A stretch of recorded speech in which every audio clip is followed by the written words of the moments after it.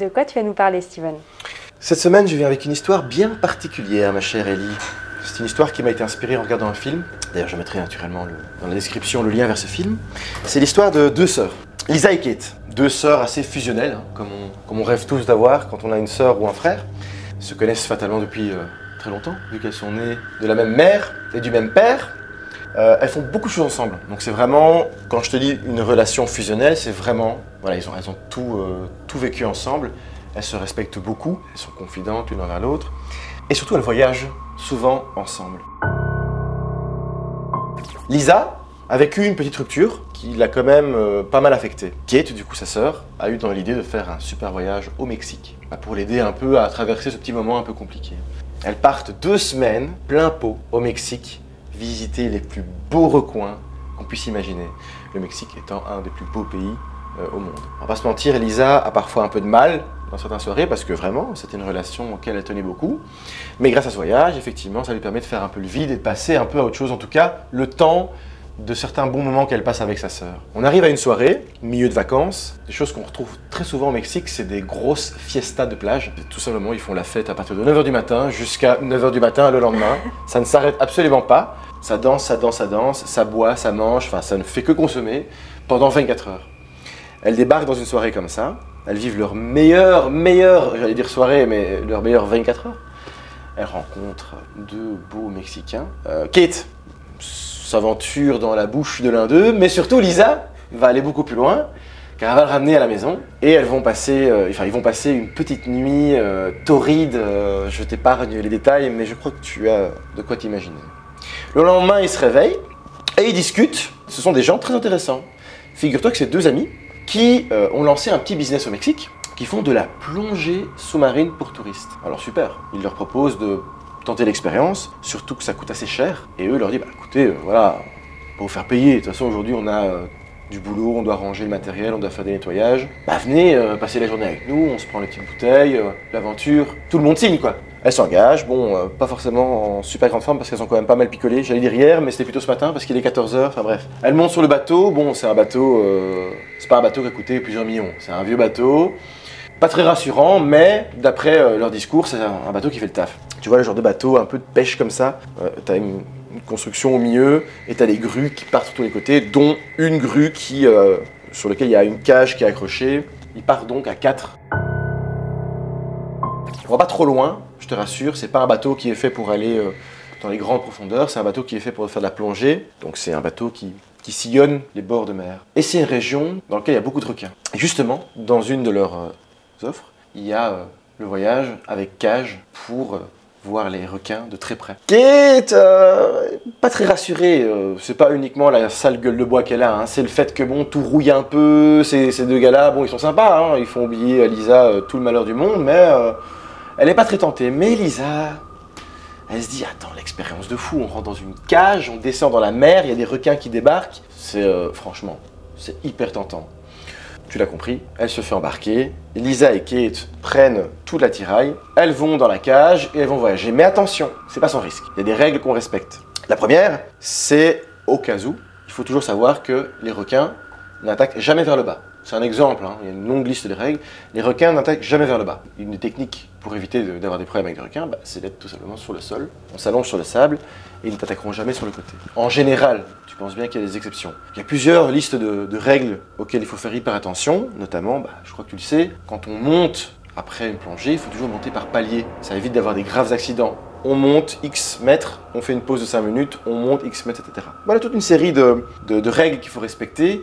Il y a par exemple aussi toujours aller à 2. Pourquoi? Parce que quand on est dans la mer, on est sous oxygène. Parfois on ne se rend pas compte, mais la machine peut ne pas très bien fonctionner. Le cerveau n'est pas très bien alimenté en oxygène et en fait on peut tout simplement avoir des hallucinations. C'est très fréquent. C'est pour ça que c'est toujours bien d'être à 2. Mieux avec une personne qui te connaît. Comme ça, s'il y a un souci, il peut dire « Ok, tu es en train de délirer » et ça peut aller très loin. Enfin voilà, toute une série de petits... un briefing assez construit. Il est temps, le mot est bien choisi, de se jeter à l'eau. Expérience formidable. C'est une eau qui est turquoise, donc on voit super loin. Ils descendent, ils parlent entre eux avec un micro dans le scaphandre, mais ils sont aussi en contact radio avec le chef qui est en haut et qui les guide. Ils plongent dans l'eau.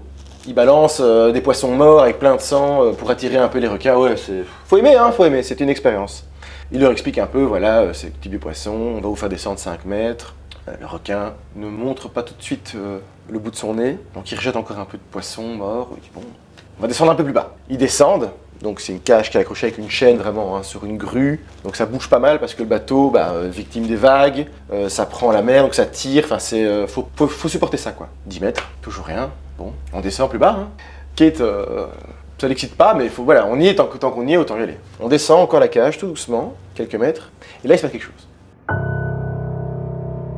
Le requin en question apparaît. Il apparaît un peu brutalement. On voit qu'il est excité. Donc il tourne vraiment un peu dans tous les sens autour. Visuellement, c'est assez impressionnant. Dès qu'on descend dans la mer, l'eau a tendance à s'assombrir très rapidement. Il fait encore sombre, mais suffisamment éclairé pour qu'on puisse voir le requin. C'est une belle bête. C'est une vraiment belle bête. Un énorme machin, je dirais environ 4-5 mètres, qui nage à une vitesse folle. Enfin, c'est hyper impressionnant. Sauf qu'il fonce sur la cage et que la cage ne tiendra pas. La corde va effectivement lâcher. C'était pas du tout prévu. La cage va descendre tout le long de l'eau et s'écrouler au fond de la mer. Mauvaise ambiance. Mauvaise ambiance. Je te rassure sur 2 points. La cage a tenu le choc. On va pas dire que c'est fait pour, mais c'est fait pour. Ils sont toujours en sécurité dans la cage. Le 2e point, c'est que le requin, visiblement, s'en est allé. Je pense qu'il a été effrayé par le bruit, soit il est plus là. La mauvaise nouvelle, c'est qu'on n'a plus de contact radio. Malheureusement, on est à plus ou moins, parce qu'ils ont un petit calculateur ici, tu peux voir, enfin tu regardes sur le scaphandre de l'autre, mais tu peux voir plus ou moins à combien de mètres t'es. 45 mètres. C'est une profondeur qui ne te fait pas écraser par la pression de l'eau, heureusement, mais malheureusement, c'est pas suffisamment haut pour pouvoir reprendre contact avec la surface. Première étape, ne pas entrer en panique. On a une bonbonne d'oxygène. Si on part dans la panique, on respire plus vite. Si on respire plus vite, on vide plus rapidement l'oxygène de la bonbonne. Heureusement, ce sont 2 filles quand même qui ont sang-froid. En l'occurrence, elles ont voyagé suffisamment ensemble. Elles se connaissent assez bien, donc elles peuvent se rassurer l'une à l'autre. On va rester calme. On va essayer d'attendre 5 minutes pour voir un peu s'il se passe quelque chose. Elles captent du coup que c'est la chaîne qui a lâché. Il se passera pas grand-chose. Elle se dit, il fait noir. Ils vont nous chercher où? Il faut qu'on agisse. L'idée de Lisa, c'est de sortir de la cage, de monter un petit peu en hauteur, choper un contact pour essayer de voir s'ils vont venir la chercher. Elle arrive à ouvrir la cage. Il faut du courage, je sais pas si tu l'imagines, parce qu'elle regarde à gauche, elle regarde à droite. À tout moment, un de ces mangeurs d'hommes peut débarquer. Mais bon, elle trouve le courage et elle y va. Elle monte, pas trop vite, et elle parle. Elle dit, est-ce que vous m'entendez? Est-ce que vous m'entendez? Est-ce que quelqu'un répond? Rien. Elle remonte encore un petit peu, assez haut. Elle voit même plus la cage en dessous. Donc elle se dit, faut pas que je m'éloigne trop parce qu'on va vite se paumer. Et là, elle a un contact. Le mec est complètement paniqué. Enfin, complètement paniqué. Il essaye de pas trop monter sa panique, mais tu sens bien qu'il a la voix qui tremble. Il est pas du tout à l'aise. Il fait, oh, faut me rassurer, est-ce que vous allez bien? Ils ont enclenché le système d'urgence, les gardes-côtes arrivent, ils sont prévenus, ils ont envoyé une balise GPS dans la mer, donc quoi qu'il arrive, les gardes-côtes vont arriver avec des hélicoptères. Dans la demi-heure, normalement, tout le monde devrait arriver sur place. Il faut, d'ici là, qu'elles gardent leur calme et surtout qu'elles n'essayent pas de sortir de la cage. Donc elle lui dit, rentre dans cette cage, tout de suite, rentre dans cette cage. Elle descend pour obéir à cet ordre, sauf qu'il n'y a plus la cage. Malheureusement, elle s'est perdue. Elle essaye de nager, elle essaye d'appeler du coup sa sœur en lui disant, est-ce que tu m'entends? Fais quelque chose, fais du bruit pour que je puisse retrouver la cage. Heureusement, sa sœur entend le bruit dans le vide de la mer et arrive à se repérer plus ou moins. Elle trouve la cage et elle re-rentre dans cette cage. Les filles sont rassurées. En théorie, dans la demi-heure, on va venir les aider et elles sont en sécurité dans cette cage. Elles attendent 10 minutes, 15 minutes, 20 minutes. Là, ça fait une bonne trentaine de minutes. La bonbonne d'oxygène de Kate, il reste plus que 20% d'oxygène. Elisa, il reste plus que 15. Il faut agir. Donc elles se disent, merde, qu'est-ce qu'on fait? Bah oui, si les secours n'arrivent pas, est-ce qu'elles se disent, on va y aller nous-mêmes? Après 40 minutes, elles prennent la décision de prendre leur courage à 2 mains et de monter par elles-mêmes. Elles ouvrent la cage, elles se disent, il faut y aller. Le soleil s'est couché dehors, donc il y a encore moins de lumière. Elles savent très bien que si elles montent, elles ne pourront jamais retrouver les pas de sa cage. Je te dis, tu vois à même pas 1,50 m quoi. Elles s'accrochent à 2, elles montent quoi? 5, 6 mètres, et elles font directement une pause de 5 minutes. Elles savent pas précisément à partir de combien de mètres il faut faire une pause. Donc elles montent, elles attendent pendant 5 minutes. Elles entendent le son de leur respiration, elles se disent, bon, allez, ça fait 5 minutes, on remonte. Elles voient les chiffres descendre, ce qui veut dire qu'elles montent petit à petit. Elles s'arrêtent, elles refont une pause de 5 mètres. C'est l'angoisse. Elles stressent à mort, elles se disent, putain, à tout moment, il y a un putain de requin qui nous bouffe 2 secondes. On est en plein milieu de l'océan, à la merci de ce prédateur affreux. Elles remontent de 5 mètres et elles refont une pause. Et là d'un coup il y a la voix. Vous m'entendez? Vous m'entendez? Oui, oui, oui, oui. On a eu un problème, on ne sait pas ce qui se passe, les gardes-côtes n'arrivent pas, mais il faut absolument que vous descendiez dans cette cage, ne restez pas là, on vous envoie des nouvelles bonbonnes d'oxygène pour que vous puissiez respirer. Elle se dit, qu'est-ce qu'on fait? On est là ou qu'est-ce qu'on fait?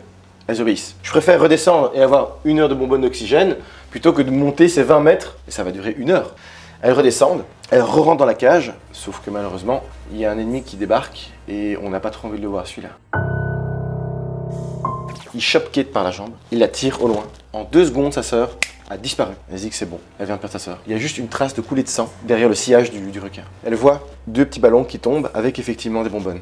Elle arrive à les prendre, elle branche sa bonbonne, elle a de nouveau 1 heure. Elle se demande si sa sœur a survécu ou pas à un requin. Le bazar qu'on a vu là, il y a très peu de chances que tu survives. Environ une petite demi-heure après, effectivement, les lumières s'allument partout. Des bombes de lumière rouge clignotant, et elle voit plein de mecs débarquer qui sortent de nulle part, hyper armés et tout. On la sort, elle dit directement « Chopez ma soeur, chopez ma soeur ». Elle fait « On est sur le coup, rassure-toi, on s'occupe de toi ». Ils sont à 4-5 autour d'elle, et ils partent pour la remonter.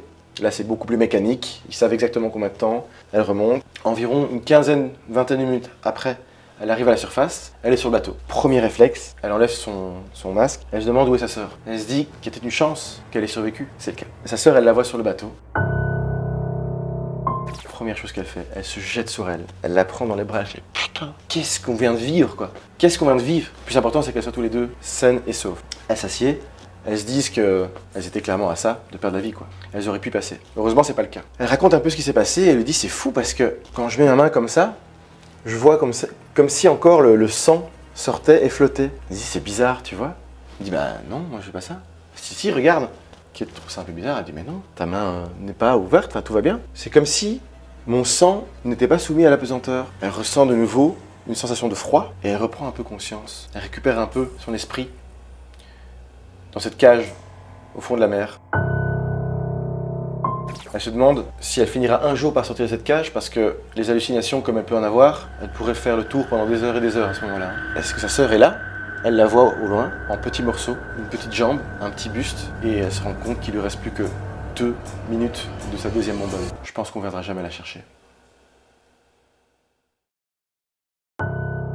Si t'as bien aimé la vidéo, surtout, n'hésite pas à t'abonner.